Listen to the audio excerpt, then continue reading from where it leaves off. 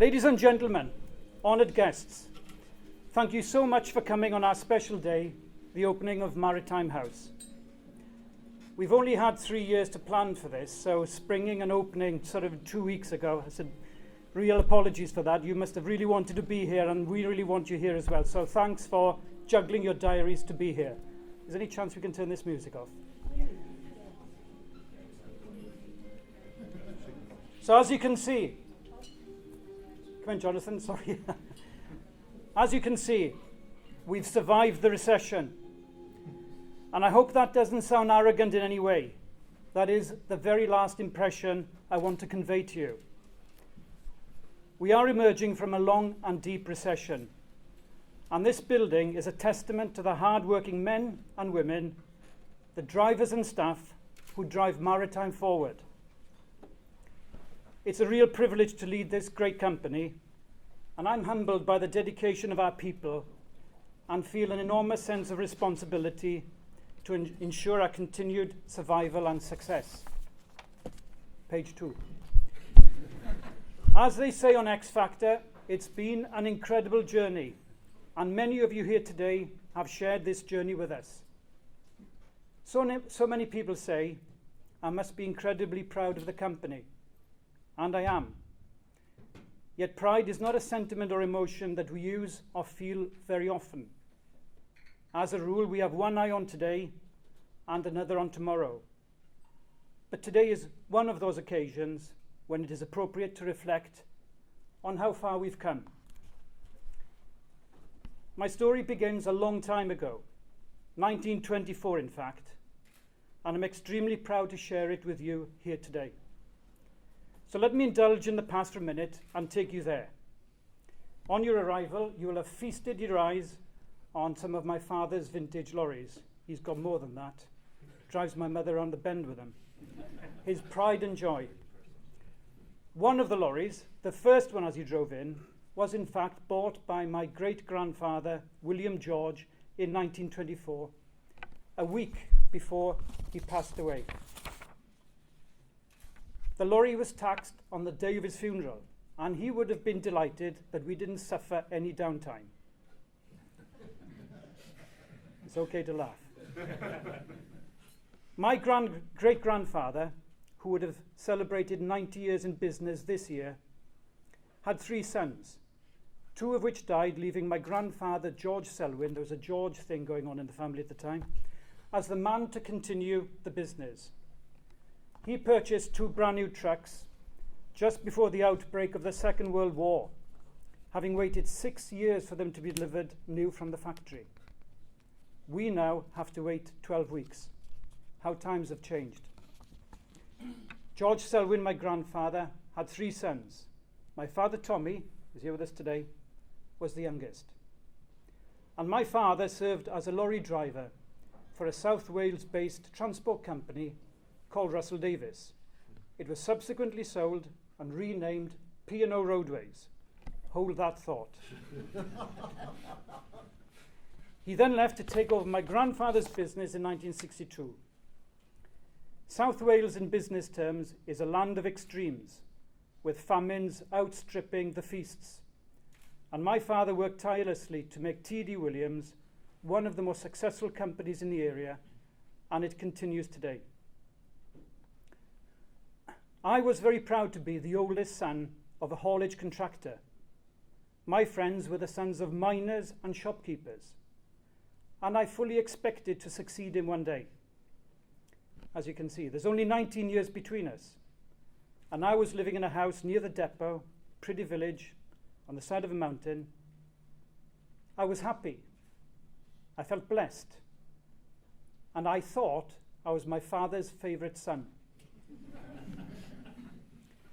On my return from the garage one day, whistling because I was so contented, he told me that my car, a Vauxhall Chevette, was full of petrol, that my mother had packed my bags, and that he'd found a job for me with a company called Russell Davies, the second incarnation of that great name. So I said, where are they based then? He replied, in Felixstowe. I thought, that doesn't sound very Welsh. With trembling lips, I asked, so where's that then? and I'll never forget his answer. It's in England. And so off I went with my bags packed and a full tank of petrol, and my father's advice ringing in my ears. He said, forget the North Circular. The M25 wasn't actually built in those days. It was a figment of somebody's imagination. He said, head for Hammersmith, then Trafalgar Square, keep the river on your right-hand side, and head east. And it's a bloody good job I didn't end up in Overstrand. And so I arrived in Felixstowe in 1977, joined Russell Davies, eventually becoming the managing director of the container business. And Felixstowe in 1977, believe me, was the place to be. It was rocking. But it was like Klondike. The new port attracted many shipping lines, and I made the most of my opportunities. Russell Davies was eventually sold in 1995 to Securicorp, headquartered in Surrey, and then to DHL, which was headquartered in Bonn in Germany. And what we are doing here today is reversing that trend, bringing growth and better paid jobs back to this area. I then left to join another great company, Hutchison Whampoa, the owners of the Port of Felixstowe, and there I worked with some great people, some of whom are here today. Clemens Cheng, who's represented by Bob and Lawrence, Simon Moore, who is now the Chief Executive of London Gateway. I think you're safe within these four walls, Simon, at the moment. And Chris Lewis, who's now the Managing Director of DP World in Southampton. Chris, I think you're amongst friends. We also have Angela here from the Port of Tilbury. Angela, you don't need my protection because I understand you've reached the highest level in self-defense. What is it, Taekwondo or Judo or something? Something like that. And Derek Peters, who I spent a great trip with in the Far East with, where he was the greatest tipper I'd ever come across, probably about 10 cents to every taxi. Richard Pearson, who unfortunately can't be with us today, he's in New Zealand. And Chris Gray, my former boss, who gave me so much encouragement to go on and acquire Maritime Haulage. And so, in a fortuitous meeting in Mayfair in London, I was with Chris. I got the opportunity and succeeded in acquiring Maritime Haulage, as Derek Peters had christened the company, on the 4th of September 2001, and with the support of Ivor McTighe from Lloyds Bank. So good to have you all here today with us. And so on the 4th of September, I was all set to go.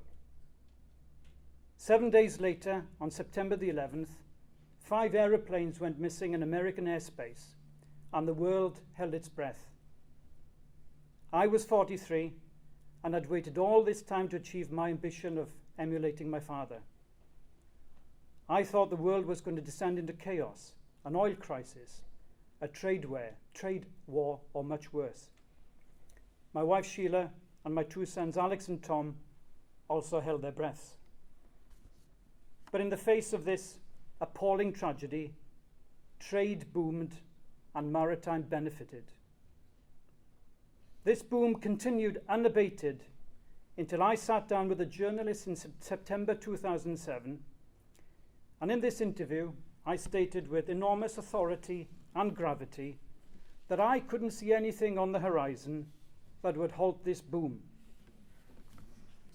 Almost immediately thereafter, there followed the longest, deepest recession the planet has ever seen. So don't ask me for predictions. But actually, it was much worse than that. The preceding climate of ever-increasing volumes had created huge anticipation. And our customers, many of you here today, the shipping lines had expanded their fleets, creating a 30% increase in global capacity just as the financial world was collapsing all around us. You, our customers, had to lay up ships and suffer huge losses. And I'm surprised, delighted, and relieved that you've all survived. However, we'd all suffered. Agreements terminated, rates slashed, and business lost. And standing here today, it's almost impossible to reconcile those events, those recent events, with today's ceremony and the fact that we're all here is a testament to all of us. Fortunately for us, we entered the recession in very good shape. Cash positive, debt-free, as we've been too busy working hard to spend our profits frivolously. We reinvested our profits in owning our vehicles, trailers, and even some freehold depots. Our competitors found themselves in a different situation. They were borrowing money, leasing trucks, renting land, and had stripped their companies of dividends to satisfy their shareholders or their lifestyles. This environment created a major opportunity as the owners of those companies grappled with the crisis. DHL put their container up for sale, the container business up for sale, the same company I joined back in 1977. And that acquisition provided us with freehold land at Old Trafford, next to Manchester United, and 17 acres in Felixstowe, which you can see behind me. And given the very bleak long-term outlook for the shipping lines at the time, we hope things are looking much better for all of you, we decided to diversify into distribution with Taughtliners in 2010. And Tesco gave us our first break. And now we are IKEA's and Amazon's largest transport partner in the UK. The continuing crisis in the shipping industry produced another opportunity, the disposal of P&O Roadways. I told you to hold the thought. By coincidence, the very same company which acquired the first generation Russell Davies, the company my father drove for. And we purchased Roadways on the 8th of August in a transaction which went on for 9 long months, believe me. They can laugh. These were our advisors. They kept billing us week after week after week, let me tell you. Acquiring competitors in your own backyard is like a pregnancy. For 3 or 4 months you can conceal or deny, but after 9 months you've got no chance. And so it was with Roadways. The last month was excruciating, but with the help from some really talented and extremely well-paid people, Ian Wayne of Pretties, Andrew Strickland from Scotland Bland, and the ever-present Lloyds Bank, we finally prevailed. The business is now integrated, giving us over 1,300 vehicles under our control, 2,000 trailers, 22 depots, all in England, and 2 rail terminals, all in all nearly 200 acres of industrial land. We're now the market leader in container transport, delivering over 14,000 loads a week, including distribution. I really want to thank you all for your support. Thank you very much indeed. And now I want to say just a few words about the building. So when we were designing this magnificent building with Winsor Keevener, our architects based in Hadley, Suffolk, we very nearly removed one of the floors as we thought it was too big and we'd never fill it. Mark Winsor convinced us otherwise, as the building didn't look right. At the time, we hadn't foreseen the acquisition of Roadways, and it's a good job we didn't reduce the size either, as a new combined workforce is now occupying much of the space, but with room to support our future growth. It is an investment in our future, from where we will continue to support our valued customers, Hapag-Lloyd, APL, Hanjin, Coscon, Evergreen, MSC, MOL, McAndrews, CMA CGM, and of course Tesco. It's a great building, and it's fair to say that we completely underestimated the whole thing. The drivers, having watched it being built in their own humorous way, named it King John's Big Erection and teased me that I had a hot tub on the terrace. But actually on a good day from my terrace, if I look in a certain direction, I can see the caravan that Sheila and I first lived in back in 1979.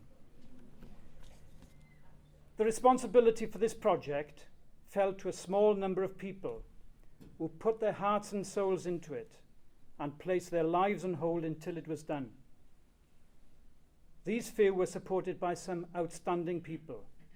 Firstly, Chris Roberts, our main contractor from Equity Land in Ipswich, who is now taking a well-deserved break to get over the experience of dealing with us.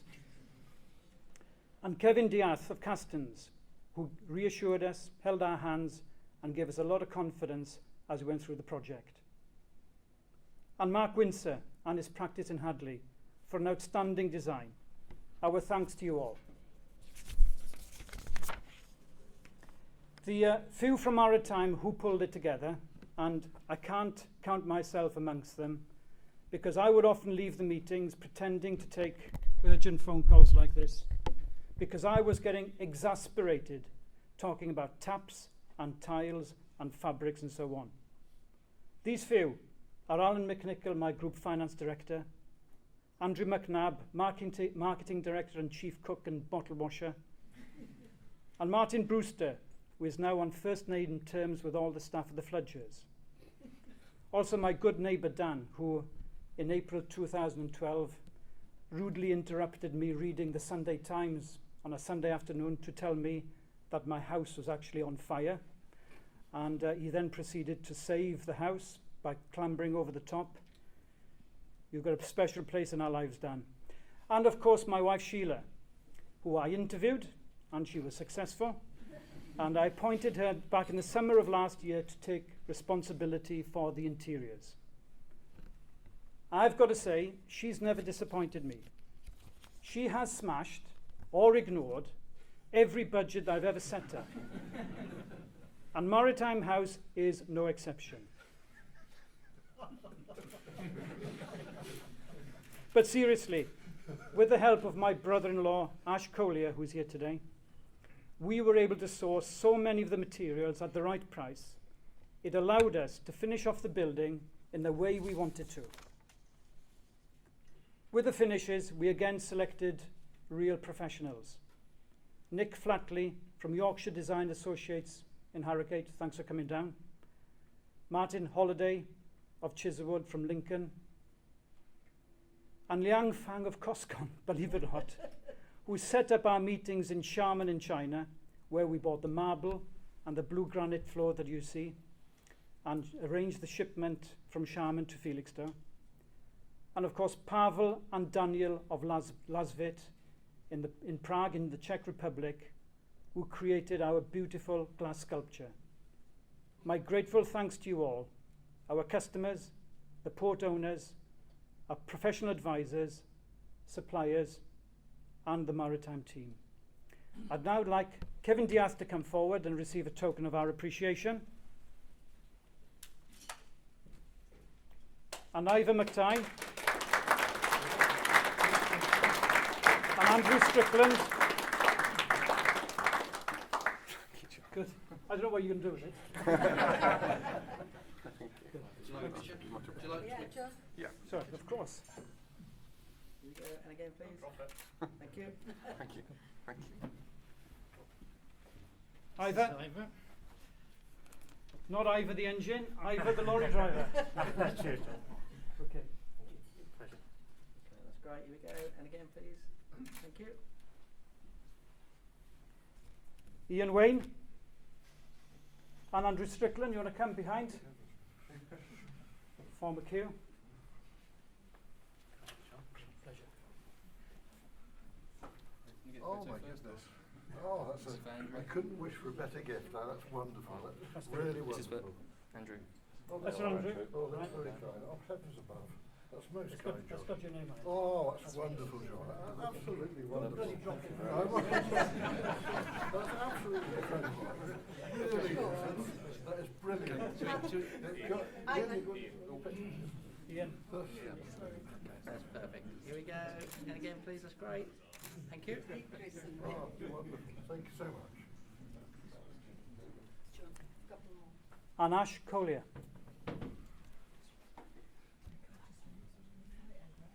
Great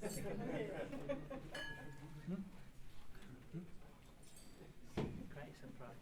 Thank you. Come this way. And Mark Windsor. Mark, please come forward. That's great. Here we go, and again. Thank you. Am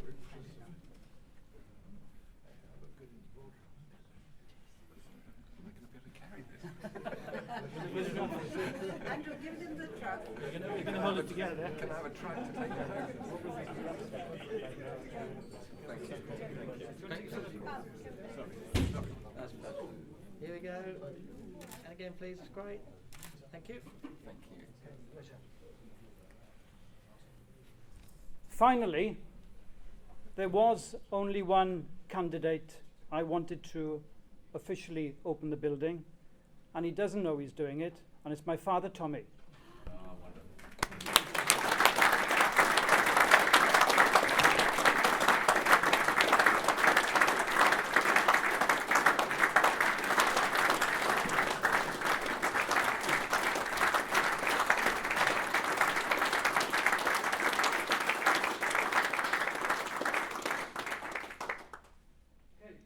Lunch.